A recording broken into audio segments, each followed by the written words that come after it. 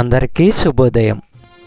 ఈరోజు దేవుని వాగ్దానం ఏమనగా కీర్తనలు 145వ అధ్యాయము 20వ వచనము.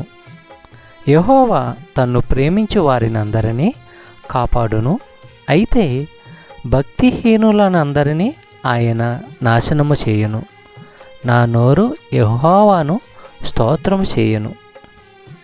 కీర్తనలు 97వ అధ్యాయము 10వ వచనము మనము పరిశీలించినట్లయితే, యెహోవాను ప్రేమించేవారులారా, చెడుతనాన్ని అసహ్యించుకోండి.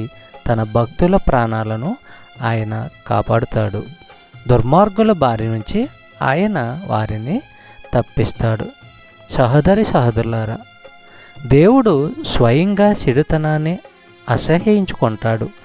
ఆయనలో ఎలాంటి చెడుతనము లేదు. దేవుణ్ణి ప్రేమించేవారు సమస్తమైన పాపముతో దుష్టత్వంతో ఎడతెగని పోరాటానికి సిద్ధమై ఉండాలి. దేవుణ్ణి మనం ఎంతగా ప్రేమిస్తే చెడుతనాన్ని అంతగా ద్వేషిస్తాము. అలానే చెడుతనాన్ని ప్రేమించిన కొద్దీ దేవుణ్ణి ద్వేషిస్తాము. చెప్పబడిన వాగ్దానము దేవుడు దీవించి ఆశీర్వదించును గాక. ఆమేన్.